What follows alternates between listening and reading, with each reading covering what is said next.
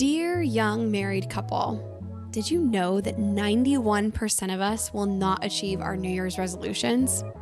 Well, first of all, Happy New Year on that note. It's Happy our New first Year. episode of the year. Yes. But we want you to stick around to the end, and we're actually going to share with you why we're not a big fan of New Year's resolutions to begin with, and then we'll give you a better alternative. Yes, which looks a lot like habit formation and design. So stick around to the end, and we'll give you our favorite resource for this and some hacks to help you wire in some fantastic habits.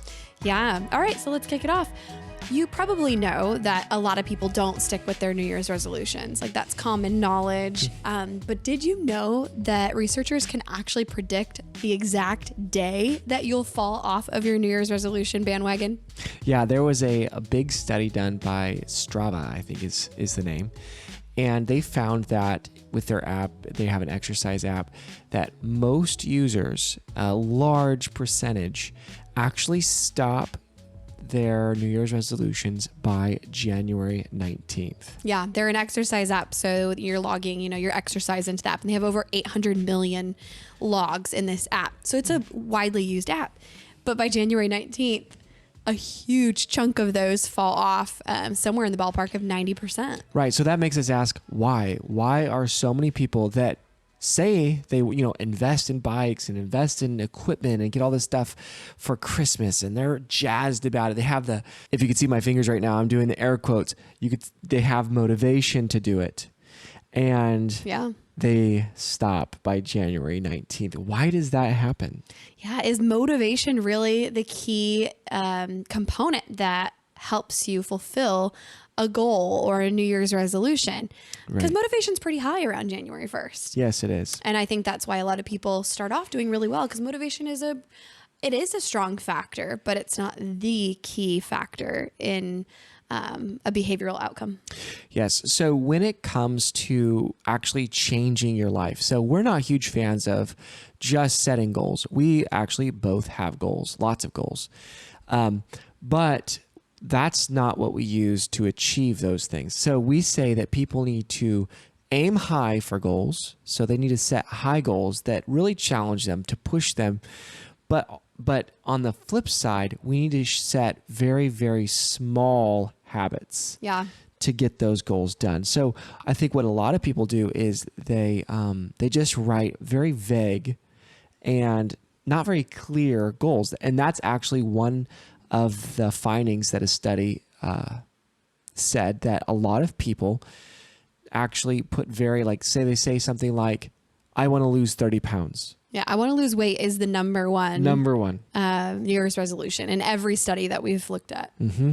And so I want to lose weight. You can make it more measurable by saying, I want to lose 30 pounds. Yeah. But is that going to be enough? Just making it measurable? Yes. So 91 in this study that we're citing here, 91% of people fail. So we're talking now about the 9% that actually do succeed at hitting their New Year's resolutions. They normally successfully do two things. First of all, they set specific goals, mm-hmm. and they set challenging goals. And that's what I was just talking about. Yeah. So it needs to be specific. Measurable, is important, mm-hmm. But not just measurable. It needs to be a bit more specific than that. So 30 goals is more specific than just losing 30 goals. 30 pounds is more specific than just losing weight.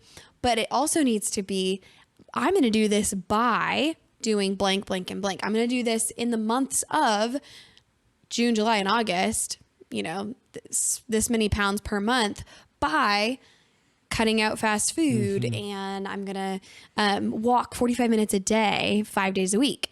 So you're getting really specific with ding, ding, ding, habit formation. And that's what we're a huge proponent of. I think that's why we have found this other method to be so helpful. Yeah. Because I've always been great at New Year's resolutions. I've always been great at setting goals. I love that sort of thing.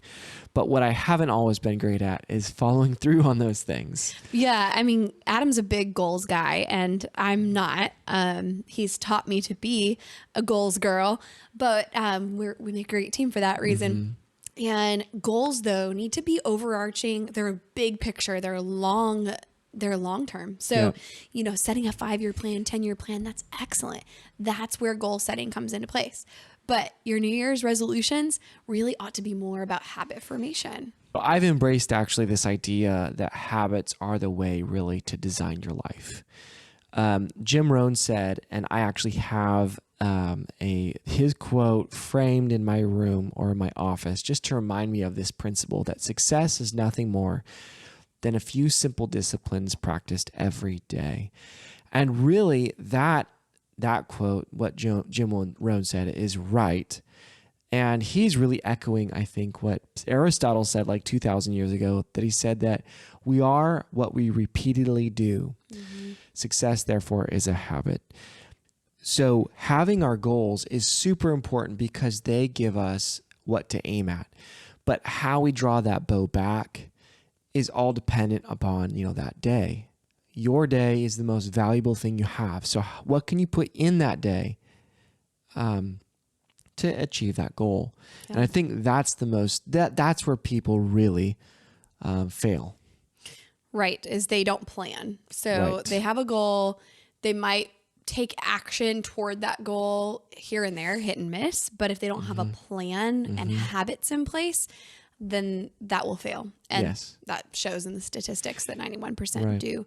So we like to do something every year. And if you've been following Dear Young Married Couple for some time, you know that this last week, this will air on January 3rd. So this last week, I'm going to say in faith that we did, because we're recording this before Christmas. So we will. We're going to be doing every year between Christmas and New Year's, we sit down for a few hours at a coffee shop and we go over all of our habits, our plans for the next year regarding habits. And so we look at habits in the physical, the mental, emotional, psychological, habits in the career and ministry section, habits in our relationship, our sex life, finances. We go through every area of our lives and we set habits, and then we evaluate how did it go last year for each of those. We also ask how each other did at supporting one another on those goals. And when we really chart out the goals for next year, we also ask, like, how do you want me to show up for you for these goals? Because that's really important. Like if your spouse is totally against what you're trying to do, it's going to make it, of course, that much harder to do a hard thing. Yes. So having your loved ones vying for you is a really important thing. It also makes room when you do this, meeting together, it makes room for planning. So for instance, last year, one of our habits was we want to spend more alone time together that's not related to Dear Young Married Couple or ministry or responsibilities. Like we just want to be able to spend more alone time and specifically travel time together, because we travel a lot, but it's mainly connected to ministry and career. So last year at this time, we sat down and said, we want to do this. And so we planned at that time a trip to Cancun. And this last October, we actually took that trip to Cancun. And it was amazing. Yeah. So it took that effort to set time aside and plan it. Because if we just said our goal is to travel more together, that's not going to happen without planning, obviously. So, I mean, I'm giving you one that really requires a lot of planning, like travel, but it could be any goal. Specifically, the number one goal of people wanting to lose weight. Like that's not going to happen without actually planning a new habit, a new schedule. And so what makes good habit formation? How do we form new habits? Yes. So really, it comes down to 3 hacks. And I am actually borrowing a lot of the research and information for this from BJ Fogg's book, Tiny Habits. I've read a lot of books on habits, and his just works for me. Yeah. It really did stand out. We've done a lot of BJ Fogg concepts, incorporated a lot of his concepts into, like we do a workshop on morning routines, and then we've done one on praying and reading the Bible together as a married couple. And we use a lot of his habit formation information in those workshops. Yeah. So just kind of setting it up, you have to have your goal first before you set your habits, because we need to know what we're trying to achieve through the habits. Just an item of note, shoulds almost never become habits. You can't shame yourself to change. The only way really that we change is we actually feel good. That's the way and that's one of the hacks. But I'll get into the 3 hacks, how to set a habit or how to make them stick. And they're very, very simple. They may seem like dumb, but these work. We've actually used them. And on the note of like positivity, shoulds don't create habits. It's important that you're approaching this with a sense of playfulness. Yeah. It needs to be lighthearted. That's why we sit down together at a coffee shop. We're on a date. It's fun. We really recommend do this on a date with your spouse. Yeah. Don't make it this like serious, like you're disciplining yourself in a classroom setting. Or disciplining your spouse to help them change. Right. Like this needs to be something that you guys approach playfully, and your brain will wire in this information with positivity, not with shame and you should have done this or you should be doing this better. So often I see spouses kind of shaming each other on their health habits. Yeah. And that won't work.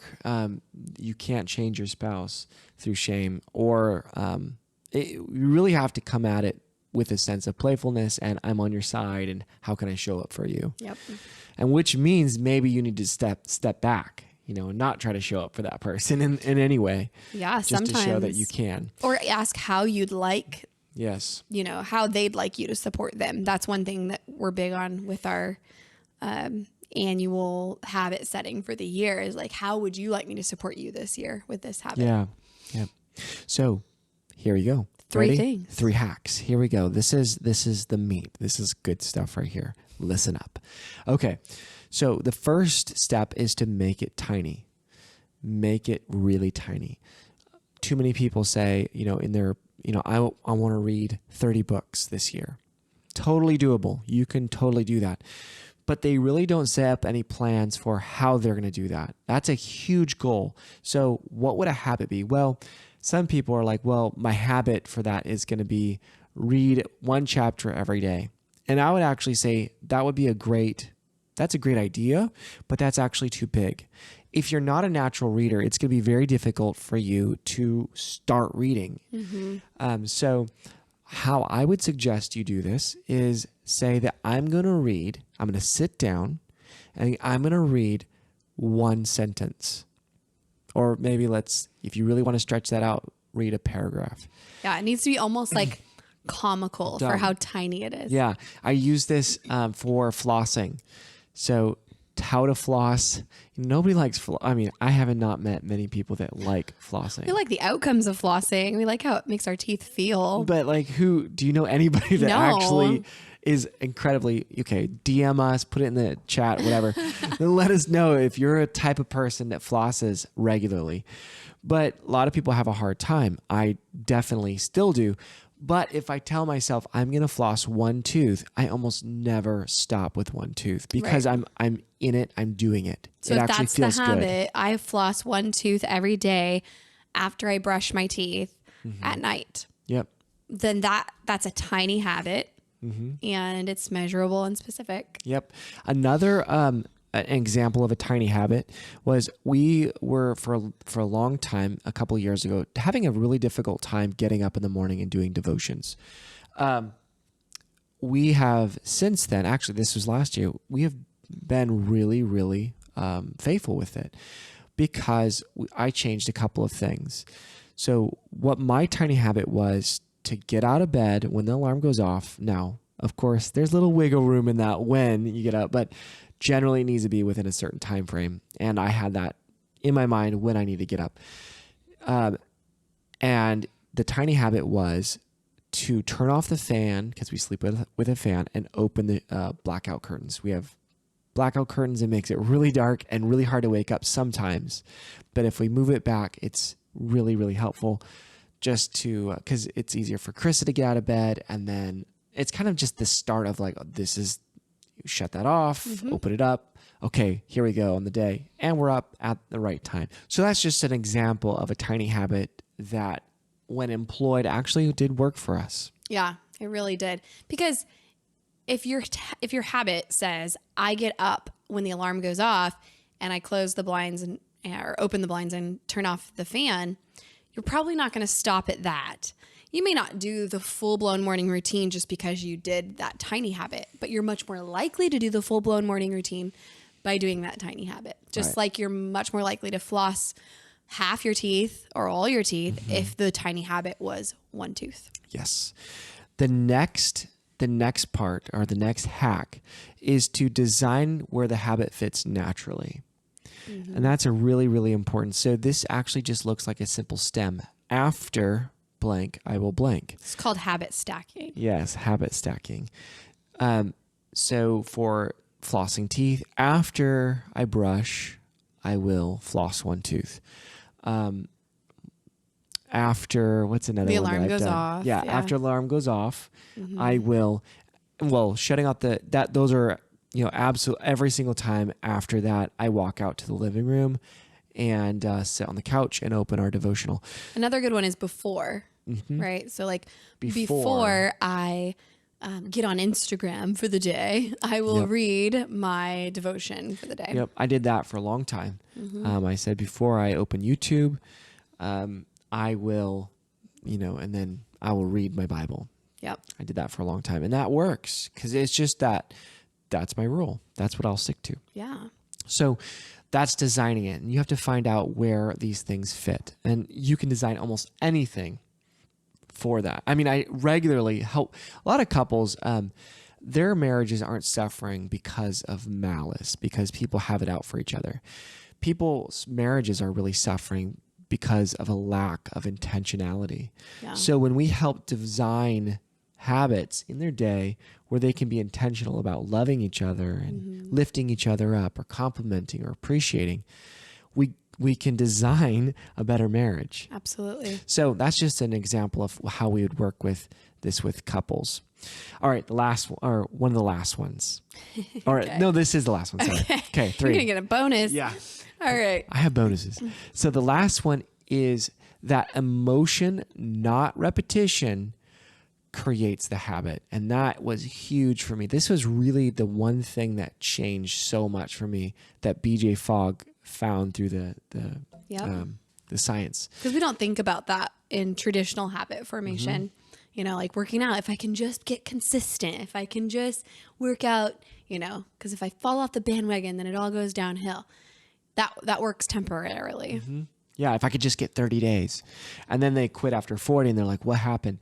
Well, okay, if it's a small habit, I just worked with a client on this.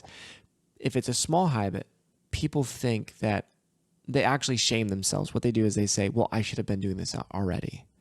Like, I can't celebrate that because like the dishes she was having a really hard time getting up the motivation to keep do some of the extra housework around the house.